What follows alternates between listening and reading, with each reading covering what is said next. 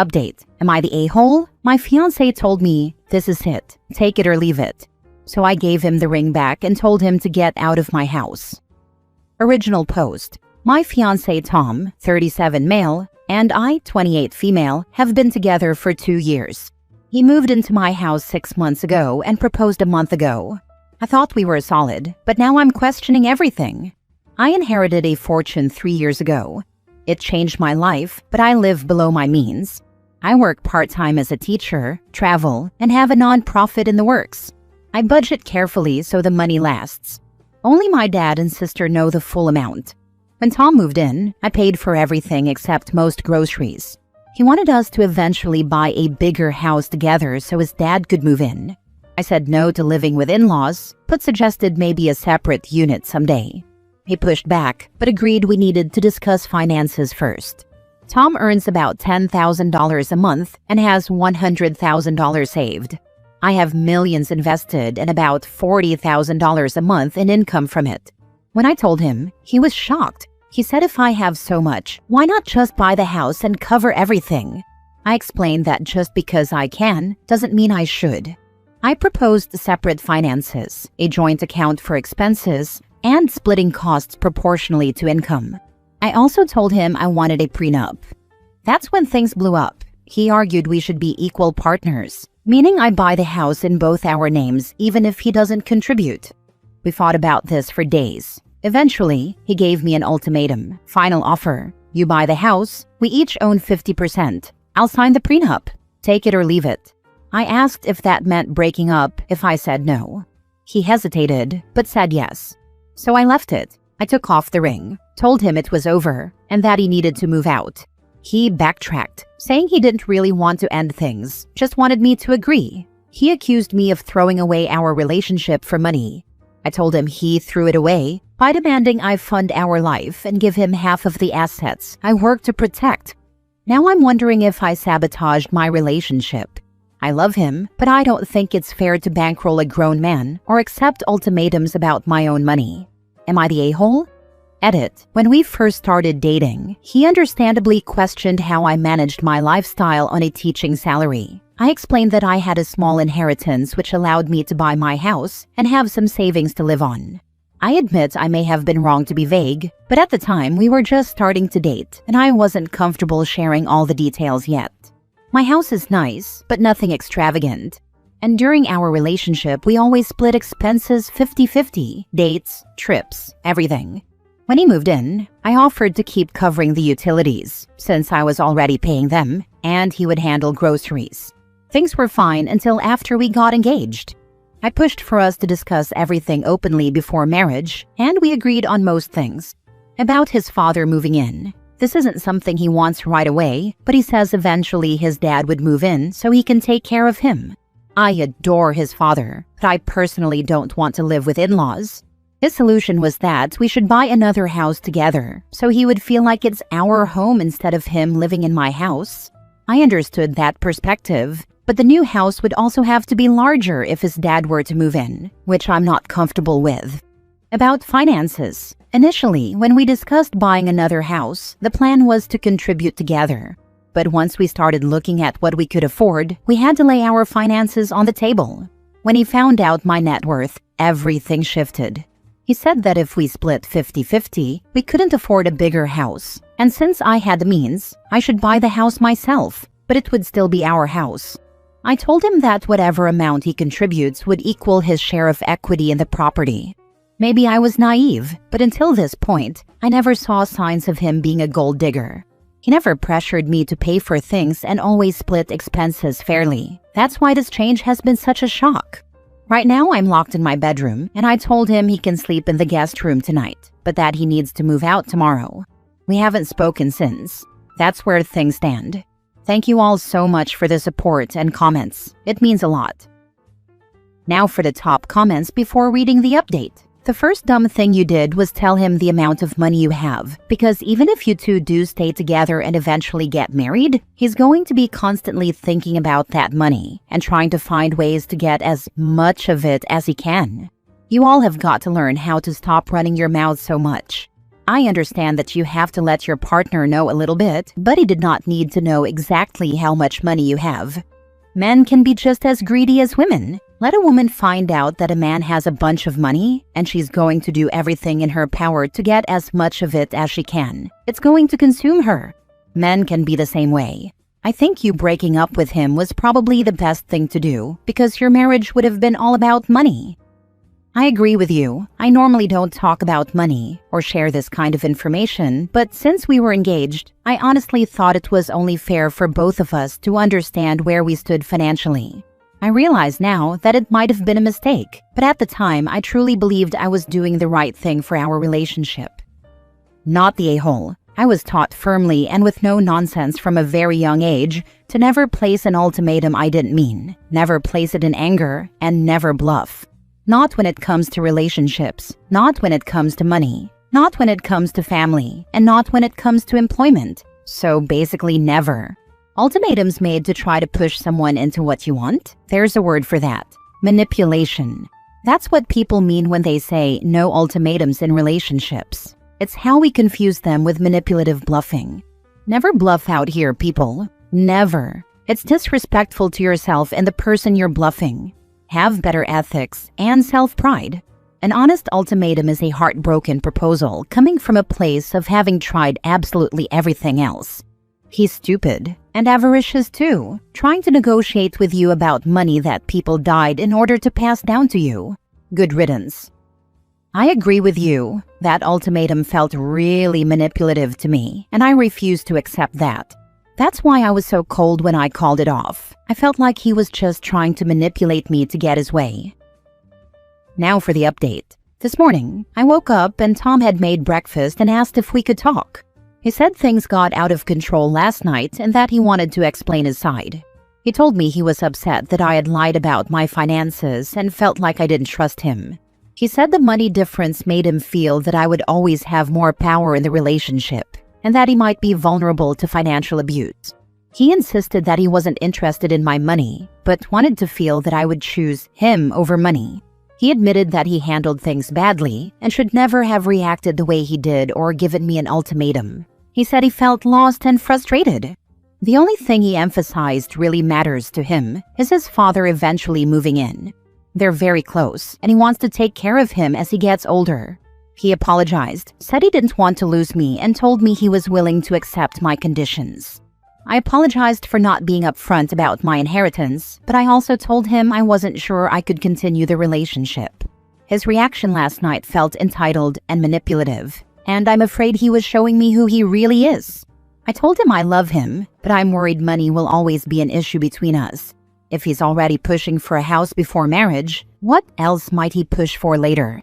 I explained that the only way I could even consider continuing is if he agreed to 1. A bulletproof prenup stating that in case of divorce, he only leaves with what he contributed, nothing more. 2. Agreeing to buy a house together, but his equity would reflect his contribution only. I also suggested options like a guest house for his father or a condo nearby, but not living directly with us. 3. Creating a monthly budget where we both contribute proportionally to our incomes into a joint account for shared expenses, while keeping separate accounts for personal money. 4. Going to counseling together.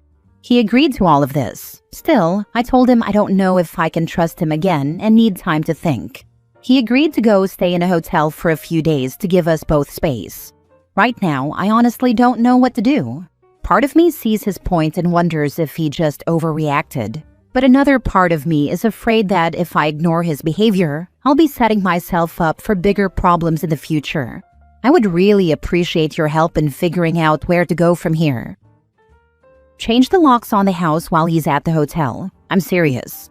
Like you said, he's untrustworthy at this point. If you have a sick family member, you and your family look after that person. Dragging someone you've been in a relationship with for 6 months into this is very weird, inappropriate, inconsiderate, and forceful of him. Thanks for the advice. I'm calling a locksmith to change all the locks just in case. We've been together for 2 years, but only 6 months living together. Please don't ever move a man into your home again. I know you were engaged, but next time look for a guy who owns his own home and has equity. I've posted a few comments about people who marry to climb the property ladder. This guy has plenty of cash, or so he says, and could easily own a home or a condo somewhere, but he doesn't. He saw your nice home and figured he could marry you, get you to sell what you have, trade up, and become co-owner. Because once you marry and buy a new house, that's marital property. Don't do this again, please. You don't need to date men in your financial bracket, but find one who did what you have done. Invest in a home for himself. Money doesn't change people, but it exposes their true self. Take that information as you will. It's funny because my relationship mirrors OP's in a lot of ways. I make about half as much as Tom. My partner has several millions of inherited wealth across various accounts and trusts, and when her father dies, she'll inherit around $20 million more. We are engaged currently. Tom's behavior is very strange to me. Like I said, I make about half as much as he does, about $5,000 take-home per month, but I consider that a good job. I'm a nurse, so I have a lot of security. I'll never be independently wealthy, but I will always be able to afford a modest but comfortable lifestyle. Because of that, I want no part of my fiancé's finances. The house we live in is hers, and I am so fortunate for that because I don't pay rent. I also don't have to worry about major unexpected expenses. Cat needs surgery, car broke down catastrophically, house flooded. My partner has got it covered. I cover groceries and pull my weight when it comes to house chores. I keep her informed of how much I have in my accounts, and if she needs me to chip in a bit more, I do, but mostly I can save a lot of it. We have an ironclad prenup in the works right now, and we were both very clear early on about requiring such a thing prior to marriage. I've seen how stressful it can be managing so much money. It's a blessing in our lives, but it's also a huge burden and a ton of work for my partner in a lot of ways. I want no part of that stress. I'd much rather support my partner from the sidelines without staking any claim to her fortune, because at the end of the day, I benefit hugely from that fortune, even if I am not gaining equity on a house or anything else. I don't factor in breaking up, because that was never my money to begin with. It's nice to know that despite the wealth disparity between us, we agreed really early on that we'd keep our finances mostly separate, responding to each other's financial needs on a case-by-case basis, and that we wouldn't fight about money. Over 3 years in, we've kept up that bargain. I couldn't imagine laying out ultimatums to own a stake in my partner's home, demanding she support my family with her money, etc. It just seems so wildly presumptive, entitled, manipulative, and simply greedy. There is a world of difference between I need financial support or my father will be homeless and buy me and dad a mansion so we can all move in together. What? No, a guest house is unacceptable, even though you've been clear about not living with in-laws. As if being rich means you can't have boundaries around how you want to live your life. It's fishy to me because it's exactly the opposite instinct I have with my partner. I simply don't care about her wealth outside of it being extremely convenient in the case of true emergencies. All I want is a healthy, loving relationship with this person, and I am so lucky to have that. Why would I demand more? Tom is a fool for pushing his luck, and I just do not understand that motivation. I have no explanation for it aside from good old-fashioned greed. It also says so much that he accused OP of lying about her finances. Newsflash, Tom. Many wealthy people keep it low-key because people get weird when they know you have money, like you are doing now. Last story. Am I the a-hole for not allowing my kids 11 and 13 to travel to the Middle East, Dubai, with their dad this winter to visit his family? I, 41 female, had a very difficult marriage with my ex-husband, 42 male, who was financially and emotionally controlling. We lived in the Middle East after our marriage, where he kept control of my and the children's passports and restricted us from traveling. His family constantly interfered and caused conflict, and because he was financially dependent on his father, he never defended me. Eventually, we came to the US with my children. His family told me I could only return if I followed their rules. Sounds crazy, I know, but I chose to stay in the US, built a career in IT, and ultimately left the marriage. Since then, we've been co-parenting. I have primary custody, and while he pays child support, he refuses to provide clothing or essentials for the children and instead deducts those expenses from my child support payments. I currently have a case pending with the Division of Child Services regarding his violations of our agreement. He does not have a job and relies on his family for income. Earlier this summer, he asked if the children could go with him to the Middle East. I told him I was not comfortable with that, especially given the risk that he could keep them there without my consent. Since then, he has been ignoring me completely. He only speaks through the children, has ignored over 20 of my messages, and I later discovered he blocked me. During this time, I was handling all of the children's medical and school needs, including physicals, dental cleanings, orthodontic consultations, and back-to-school preparations, without any input or communication from him. He has also made inappropriate comments to the children, telling them I am just mad because I can't afford to go to the Middle East, and even laughed about it with his brother in front of them. Now, with his brother's girlfriend expecting a baby in December, he wants the kids to travel there for the birth. But given his history of control, the lack of communication, his habit of deducting child support, and the very real legal risks of the children not being allowed to return, I do not feel comfortable allowing them to go. Am I the a-hole for not letting them go to Dubai to visit my ex's family? Now for the comments. Not the a-hole. Get a lawyer. Make sure you keep possession of the children's passports. Get the 13-year-old a phone and a code to transmit if something shady is about to go down. Sorry, just seeing these comments. My ex unfortunately has their passports, so I am going to research how to get a travel ban. I don't see him taking the kids without my permission, but because of his lack of communication, anything is possible. Don't wait. Lawyer up. Make sure he cannot take the children out of the country. Get a court order. Do not delay. This is not a wait-and-see situation. This is a call-your-lawyer-yesterday situation. Protect yourself and the kids before he does anything questionable. Not the a-hole. High risk you will never see them again if they go. It reminds me of a story in Canada whereby the ex-husband took the child on vacation to his home country and left his daughter there. He returned to Canada, was charged and jailed, but his daughter refused to return. The father's family influenced her and she didn't want to see her mother, even though the judge told the man to have his daughter return. I felt horrible for the mother. She was depressed and was suffering. They turned her daughter against her, and she now lived in another country that made it difficult to pursue further legal action. There are more of these types of stories online, so it's not uncommon. Also, I don't know if this would help, but get a lawyer and perhaps contact authorities. Because if your ex has their passports or gets them new ones, it's easy for him to take them on vacation and you not know. I'm not sure what the protocol is, but it's best to have something in place in case your ex pulls this type of stunt.